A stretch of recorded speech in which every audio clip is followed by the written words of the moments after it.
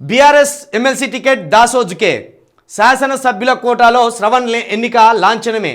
కొత్త వారికి అవకాశం ఇవ్వాలనుకున్న గులాబీ పార్టీ ఉద్యమ నేపథ్యం తెలంగాణ విధేయతకు పట్టం. బీఆర్ఎస్ ఎమ్మెల్సీ అభ్యర్థిగా సీనియర్ నేత డాక్టర్ దాసోజు శ్రవణ్ పేరును పార్టీ అధినేత కేసీఆర్ ప్రకటించారు. ఈ మేరకు నామినేషన్ ప్రక్రియను దగ్గరుండి పర్యవేక్షించాలని పార్టీ వర్కింగ్ ప్రెసిడెంట్ కేటీఆర్ను ఆయన ఆదేశించారు. కాగా కేసీఆర్ ఆదేశాల మేరకు సోమవారం ఉదయం దాసోజు శ్రవణ్ నామినేషన్ దాఖలు చేయనున్నారు. ఇదంతా చదివే బదులు ఇక్కడ ఆయన బయోడేటా ఉంటుంది. దాసోజు శ్రవణ్ కుమార్ పుట్టిన తేదీ 1966 జూన్ 7, కులం Vishwakarma, BC,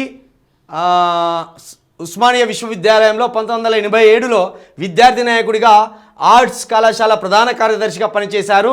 tech Mahindra, Hitachi తదితర కంపెనీల్లో జనరల్ మేనేజర్, హెచ్ఆర్ డైరెక్టర్ సలహా పలు ఉన్నత హోదాల్లో పనిచేశారు. సామాజిక కార్యకర్తగా, న్యాయవాదిగా, రాజకీయ నాయకుడిగా ప్రస్థానం కొనసాగించారు. అయితే ఇక్కడ బీఆర్ఎస్ పార్టీ కూడా బీసీలకే మేము ప్రాధాన్యం ఇస్తున్నాం అనే అంశాన్ని వాళ్ళు సొంతం చేసుకోవడానికి ఈ వ్యూహంలో భాగంగానే ఈసారి శ్రవణ్ కుమార్కు కూడా ఈ ఎమ్మెల్సీ కేటాయించినట్టు తెలుస్తున్నది. ఎందుకంటే ఇక్కడ కాంగ్రెసు దాదాపు ముగ్గురిని బలహీన వర్గాలకు సంబంధించిన వాళ్ళనే ఎంపిక చేసింది.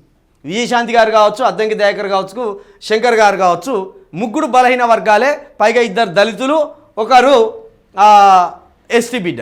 కాబట్టి ఇక్కడ బీసీకి తెలివిగా వాళ్ళు కేటాయించాలనే ఆలోచన కూడా వచ్చినట్టు తెలుస్తుంది.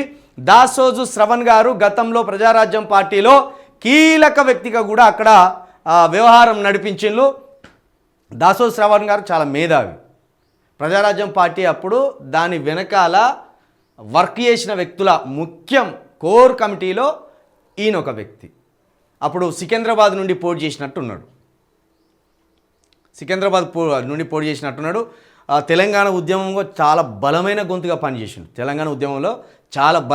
పనిచేసిండు. ఎప్పుడో ఎమ్మెల్యే కావాల్సినోడు, అవసరమైతే మంత్రి కావాల్సినంత సత్తా ఉన్నవాడు, సబ్జెక్ట్ ఉన్నవాడు. కానీ కొన్ని అనుకూల పరిస్థితులు ఉంటాయి. ఎంత మేధావి అయినా, ఎంత శక్తివంతుడైనా, ఎంత తెలివి ఉన్నా, ఎంత సబ్జెక్టు ఉన్నా కాలం కలిసి రావాలి. కొన్నిసార్లు విధేయత కలిసి రావాలి, కొన్నిసార్లు ఓపిక కూడా కలిసి రావాలి. కొన్నిసార్లు మన ఈగోలకు పోతుంటాం. ఆ ఈగోలు శ్రవణ్ గారియో లేకపోతే బీఆర్ఎస్ పార్టీతో కానీ ఆయన కొన్ని అనివార్య కారణాల వల్ల రాష్ట్రం రాగానే అనుకోని పరిస్థితుల వల్ల కాంగ్రెస్లో జాయిన్ కావాల్సి వచ్చింది. దానివల్ల ఒక 10 సంవత్సరాలు పొలిటికల్ కెరియర్ దెబ్బతిన్నది. కానీ మొత్తానికి మళ్ళీ రైట్ టైంలో రైట్ ప్లేస్కి వచ్చేసిండు.